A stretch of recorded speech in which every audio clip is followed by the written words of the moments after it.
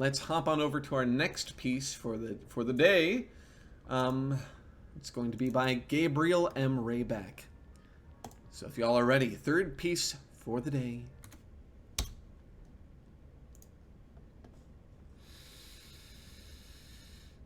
The Horrible Sound by Gabriel M. Rayback. It burns. The pain burns. But it is not a physical pain. What I have seen, I believe no man should have seen, for it causes a pain deeper than anything mankind knows. I have been awakened by a strange and rhythmic sound that seemed to be coming from the outside of my walled estate. At first, I had dismissed it for simple hammering from the nearby railroad. But as the night moved on, and the sound continued, I started to notice just how strange of a sound this was. It was metallic, like a man forging a sword at a blacksmith's shop, but as I listened closer, I noticed a fleshy, writhing layer underneath. Whatever was making that dreadful sound was no man. I crept down the stairs of my lonely estate, their silent creaking piercing the silence of the hour. As I slowly made my way up to the door, the sound seemed to get faster. I slowly reached my hand out to the handle, and as my weak human flesh touched the cold brass knob, I felt a rush of dread. Did I want to see what was on the other side? Did I want to see what created a sound so terrible? After what felt like hours of debate in my head, I slowly turned the handle.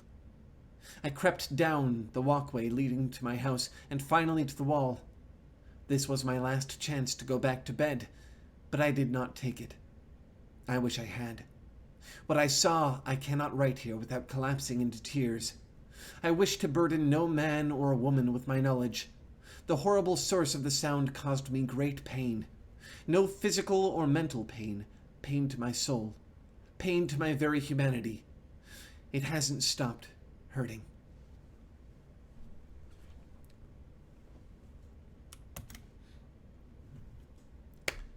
Round of applause. Throw up those taloids and tentacles.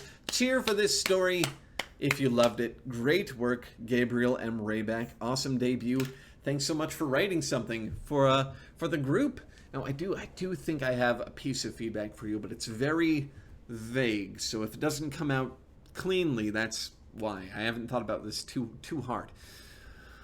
The concept of this piece seems to be just this idea that something can be so terrible, that a sound can be so terrible, that it can be beyond human comprehension. The conveyance of that, however, it's a hard thing to convey, and this is one of the problems with writing Lovecraftian fiction. How do you convey what cannot be understood, right? And the only way I can think to do that is tangentially, through the experience of the characters and the reaction of the characters, and this is why we tend to see characters, as Rumpel said earlier, as lenses to look at things through in Lovecraftian works.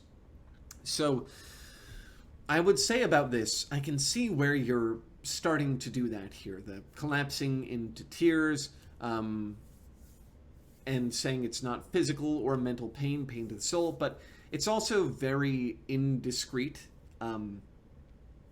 It's very hard for me to assimilate the experiences this person is having because they're so vague, right? You say, like, pain to the soul. What does that feel like?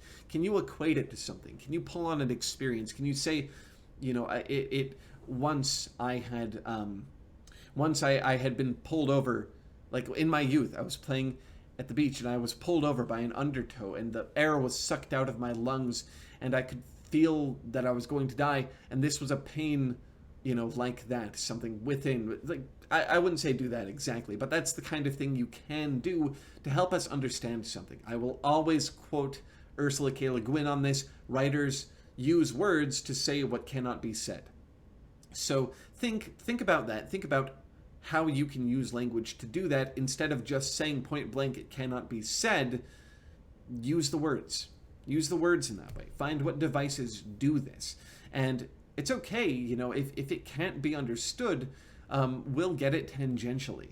We'll understand the weirdness of it by the descriptions you attempt to use in the process. So I would say this, it's kind of like, it's getting there. I understand why you made some of the decisions you made in the piece, but don't give up so quickly on helping us get it, right? Don't think because it's impossible to understand that we can't understand parts of it, that we can't understand the experience of it, that the effect, the physiological phenomenon, how it feels for this sound to be hitting you, right? Also, something else I would say is that there's kind of a